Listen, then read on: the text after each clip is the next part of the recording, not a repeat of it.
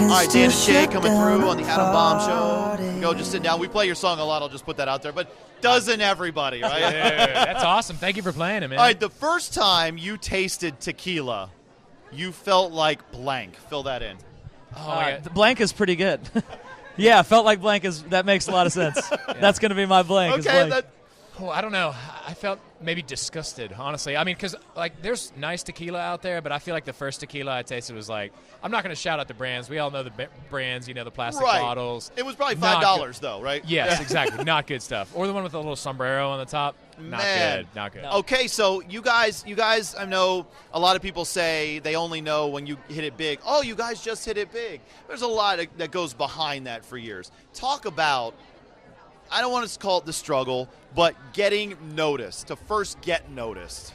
Man, it was a grind for both of us. We had both been pursuing music for years and years. I mean, almost decades, you know. Right. Separately, Shay in Arkansas, me in Pennsylvania. We moved to Nashville to write songs, and I was living in this house. Like, I won't go too far into it because it's a pretty bad vibe, but I had no heat, no AC, the whole deal, you know, and like camping out. I would camp out behind Little Caesars Pizza and wait for them to take the old pizzas to the dumpster and whatever it took. I snuck into the Hampton Inn, got continental breakfast, like.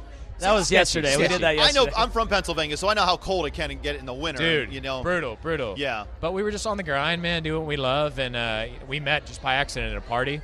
And, you know, all the years that went into it, it hit really quickly. We got a record deal pretty quickly after we met, but it was just like the missing link. You know, that chemistry was what made it work, and it's working out for us, man. We're here at the Grammys. It's surreal. So like, that chemistry, do you know in your mind as soon as you guys start meeting and talking that this is going to be something for us? You know what I mean? I mean, we were just we weren't thinking that far ahead. You know, it was just we were having a good time, and we kind of had that immediately, like, you know, that bro connection of like this. I just like this guy. You know, he seems like a solid, trustworthy guy. And he gave me beer, so that was cool. Oh, that's always a plus, right? Yeah. They had no heat, but they had a keg in the back, so that was cool.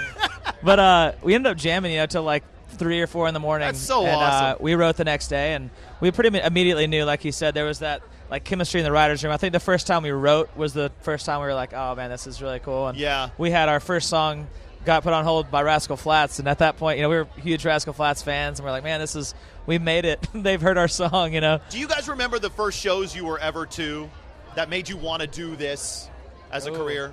Dude, yeah, absolutely. I think I really made the connection when I would go to like club shows. Obviously, the big shows and arena shows are a lot of fun, but you always got to remember, you know, those are when we play those shows or we do a pop-up show or something where it's intimate, where there's like a club of 1,000 people just all singing along, like that unifying moment. I remember I saw this band called Dashboard Confessional years ago. Yeah, of course man. I remember them, yeah. And it was just like everybody was singing along. He would turn the mic around, and it was just a crowd singing along. And we try to incorporate moments like that at our shows, you know, where everyone can feel like they're a part of something. I don't know. And that's been really fun for us, especially on Tequila. You guys playing it, a lot of formats playing the song, a lot of fans coming out of the woodwork for it. It's always that moment in our show. So Sunday, it's not going to be like a club show. There's going to be millions. Does that change Don't remind us, man. No, but does that change anything? Because it's not only the arena, it's the world. Yeah, I mean, it's. I wouldn't say that it changes anything, because Dan and I have always had a philosophy of it doesn't matter if there's 1 or 1,000,000 people there. Like, we have to give the same show to that one person, because that's essentially what it is as a concert. If you can give an amazing show to that one person and that one person and that one person, and because you're affecting people's lives, you know, that single person, they're there and they're really just looking at you, and you have to make it kind of about you and them. If you can kind of do it to one person, but to thousands of people, if that makes sense, we would just want to give a great show for whoever's watching, you know, and make sure that it's not just for the millions of people, but we're just going to kind of do our thing. You know, that's obviously more pressure whenever you think about it, but we just kind of, it feels like home now. We've played to a lot of like arena crowds now, and it's it feels a little bit more comfortable this time, so we're ready. I do have to mention that you're up for Grammys. So if you win, will you treat the Grammy as a part of the family? Oh, dude, yeah, I'm going to replace my TV with it. It's going to be gone. People are going to come over and like, yo, that's my Grammy. No big deal. No big deal. Dan+Shay on the Adam Bomb Show. Thanks so much for coming by, guys. I appreciate that. Thank you, dude. Yeah, good to see you. When I taste tequila.